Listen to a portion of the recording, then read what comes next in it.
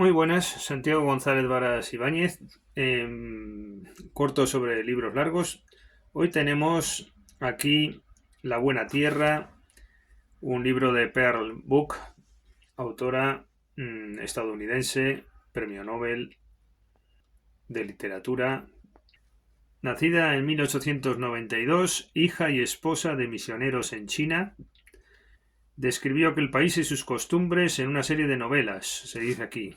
Bueno, parece mentira como con unos recursos, yo diría a priori algo limitados, se puede conseguir tanto. Es una obra que recomiendo vivamente, me ha entusiasmado, pero como digo, a priori estaba un poco escéptico porque, bueno, pues una novela de una ponía en la contrasolapa o en otro lugar, no sé dónde lo he leído, que es la historia de una familia china en distintas generaciones y que se produce una decadencia. Bueno, lo primero que tengo que decir es que aquí de decadencia nada. Hay una latente decadencia en las dos últimas o tres últimas líneas del libro, como explicaré, pero no es el quiz. Esto va de otra cosa.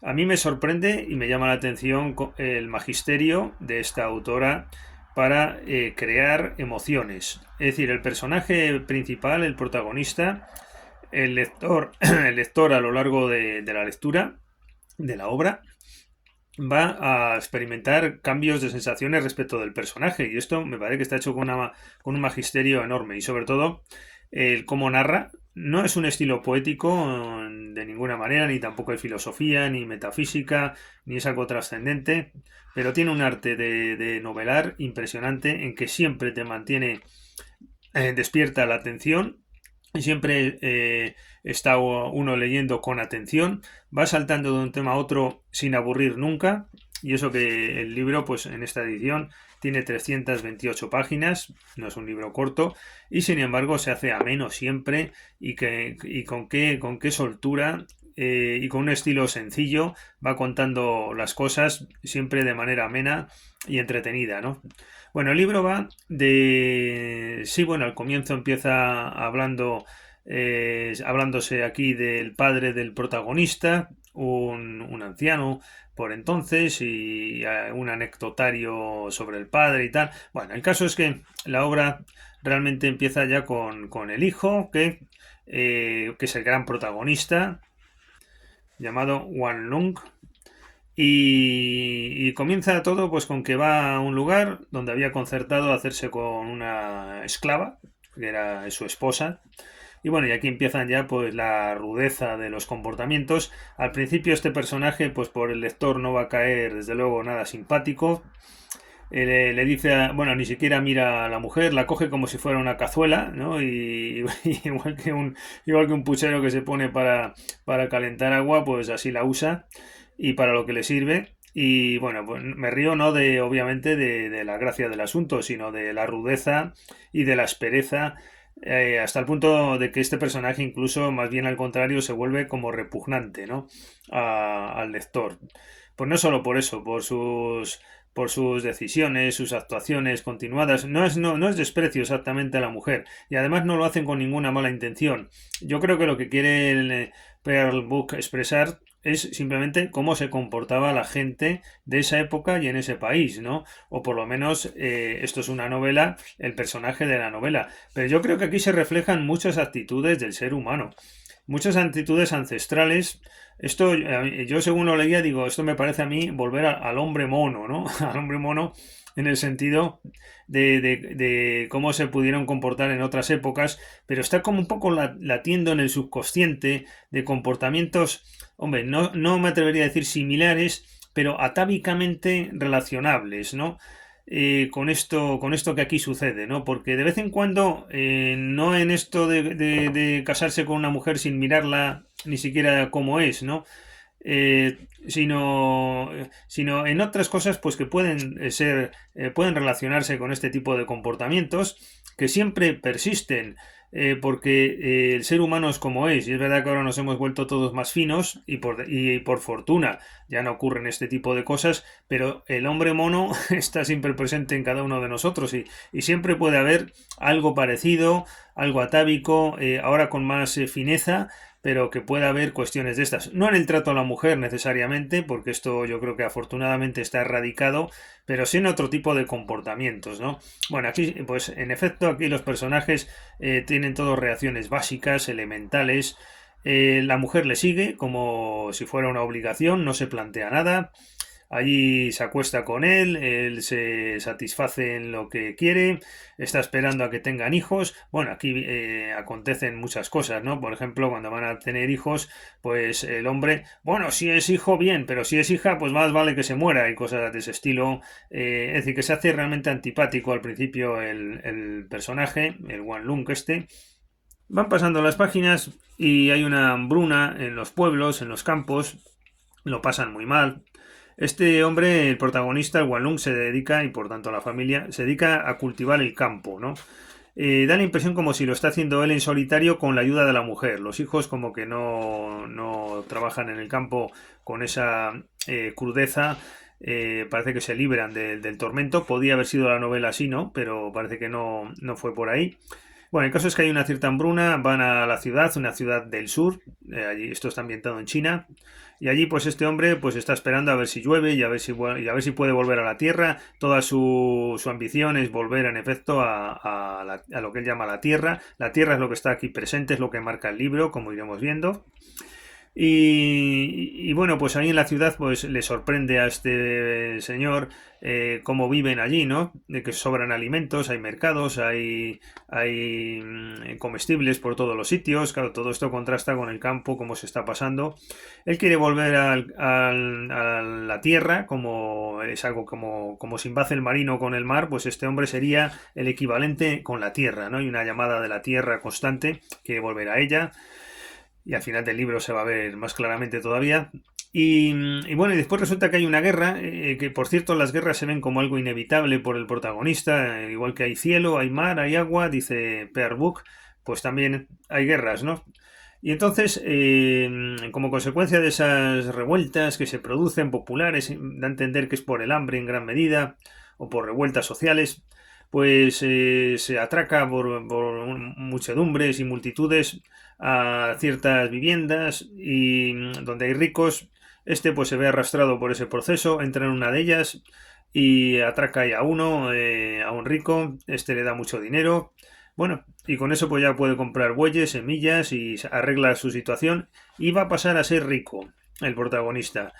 No es por otro tipo de circunstancias, yo he interpretado que es por este golpe de medio azar o de este tipo que pasa a tener mayor fortuna y después porque es un hombre muy laborioso, muy disciplinado, es el típico hombre de estos de antes, ¿no? De que trabaja agotadoramente, en ese sentido no hay tacha del personaje, es impecable en su actitud de trabajador nato, ¿no? A esto se suma encima, hay una anécdota buenísima ahora, de lo mejor del libro, que la mujer, cuando esté acostado con ella, pues dice, ¿qué tienes ahí en el cuello? Y dice, bueno, pues mira, enciende la luz y lo ves. Y resulta que son joyas.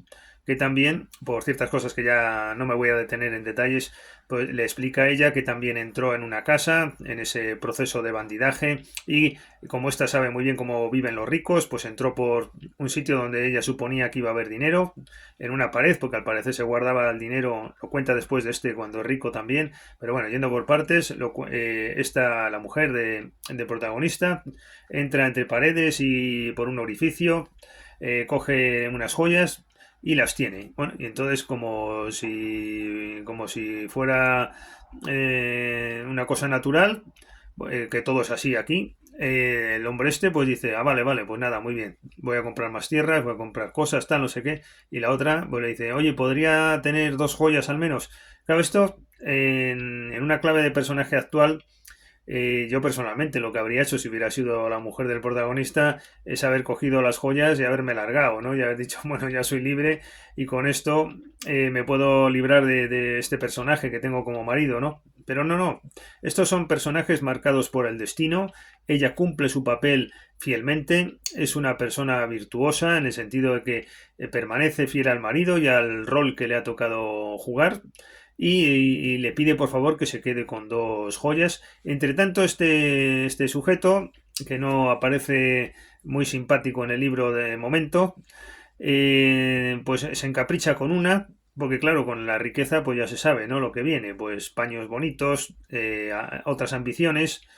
Y bueno, en otra escena un poquito anterior, que viene al hilo de esto, este hombre se queda mirando a su mujer y dice, y la narradora dice, por primera vez, después de años, habían tenido ya 3 hijos, etcétera, por primera vez el hombre este se dedica a mirar a su esposa para ver realmente cómo era, ¿no? Fíjense hasta qué grado yo que sé, llega la actitud de este personaje que empieza a fijarse en ella. Entonces dice, piensa y le dice en parte a ella, hombre, yo que soy ya un hombre rico y tal, me gustaría tener otro tipo de mujer. Ella ni lo entiende en principio, ¿no? Se fija que es más bien fea, le dice, hombre, ¿por qué no te arreglas un poco más? Te echas aceite en el pelo, te peinas de tal modo como van las señoras de clase acomodada, tal y cual. Bueno, en ese plan todo, ¿no? Pero así todo ve que su mujer es más bien feucha y que se da cuenta ahora al parecer, aunque al comienzo también hizo un comentario así. Bueno, no, es que cuando se casó con ella dijo, bueno, realmente, vale, la miré así de pasada y vi que no le faltaban dientes ni tenía el labio partido. Bueno, esto es todo lo que dijo, ¿no? Pero bueno, en este contexto de ahora se encapricha con una japonesa bella, de estas damas que se cuidan, y se encapricha tanto, tanto que no puede soportar sus instintos, hasta el punto de que, y debía de ser costumbre aquí en este país, en esa época al menos, se la echa como segunda esposa y la lleva a su casa encima, ¿no? Y esto lo tiene que aguantar la pobre Olan, se llama, que pasa a ser la segunda, bueno, la primera esposa, pero relegada de este tipo, ¿no?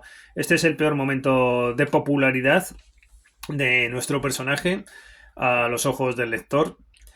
Y, bueno, y esta tiene también una corte de chicas que también se las lleva a casa y tal.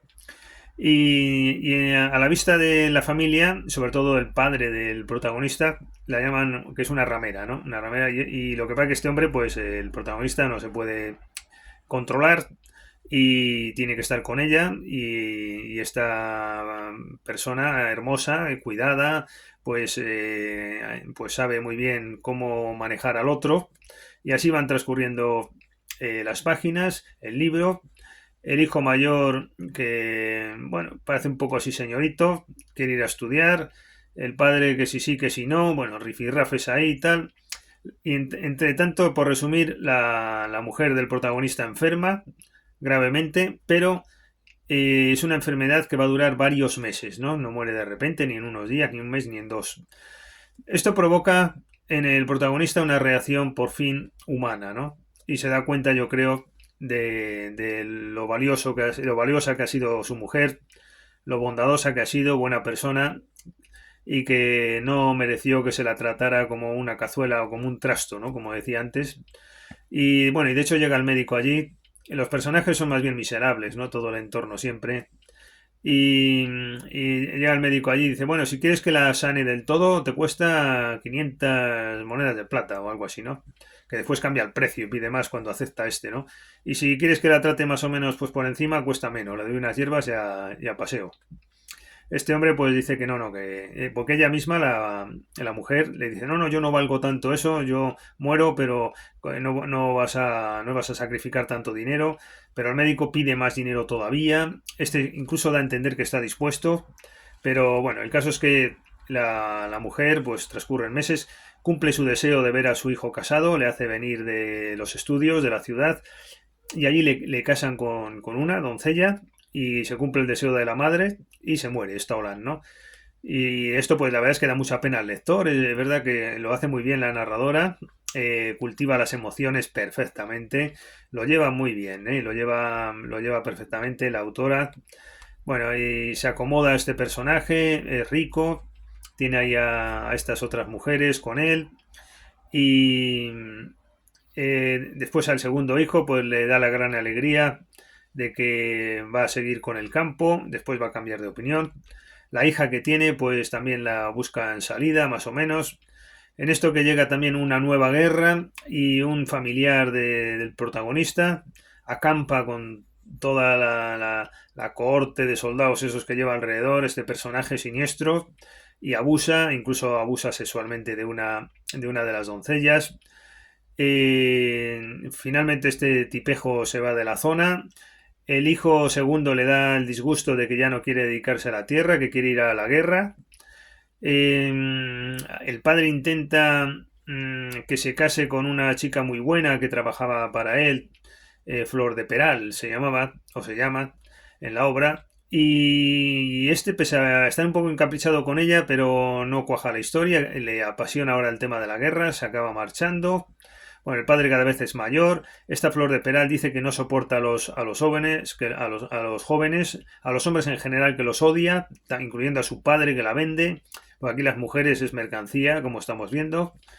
Y entonces, bueno, pues el padre dice que le queda ya poco, que por favor que le compre un ataúd. De esto del ataúd también hay muy buenas anécdotas, pero no las voy a contar en el libro, de la muerte de la esposa y de su padre, matando dos pájaros de un tiro. Nunca mejor dicho el refrán, o Zwei Fliegen mit einer Klappe, como dicen los alemanes.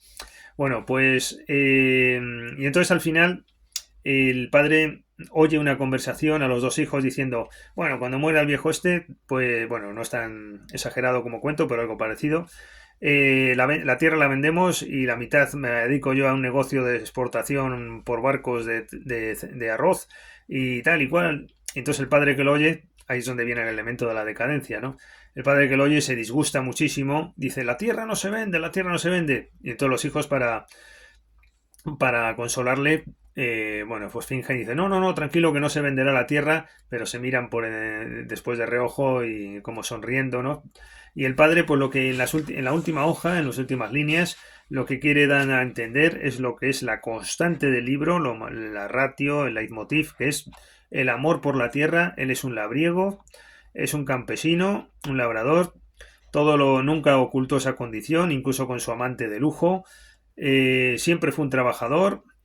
Y lo más bonito de la obra, yo creo que es, como decía al comienzo, cómo varían las emociones del lector a lo largo del libro, porque al final, pues vemos que fue bondadoso con la esposa cuando se estaba muriendo, trató bien a todo el mundo, fue un trabajador, y lo único, pues esas actitudes de la mitad inicial de la novela, esas actitudes tan rudas, grotescas e imperdonables que tuvo con su mujer, pero que no se le achacarían a él, sino a su época y a su generación, ¿no? Y como digo, estas cosas, no con las mujeres, pero sí en general, este tipo de comportamientos, pues son los del hombre mono que todos llevamos dentro y que afortunadamente hemos ido limando con el tiempo. Bueno, he estado echando un vistacillo al libro, creo que no me he quedado muchas cosas sin contar, aunque algunas sí. Lo único quizás es destacar que las dos joyas estas que se quedó la pobre mujer para sí y que insiste en quedárselas porque se las regalará a su hija o lo que sea, el impresentable este, en la época en la parte de la novela como impresentable, pues es capaz, creo que esto no lo conté antes, es capaz de cogerlas y regalárselas a su amante, ¿no? Que encima la lleva a la casa y la otra tiene que estar aguantándolo, ¿no? Pero lo aguanta con estoicismo, no es un punto excesivamente negativo en los comportamientos, ¿no? En la descripción de los comportamientos. Bueno, pues con esto he dado cuenta de este interesante libro en la medida que he contado.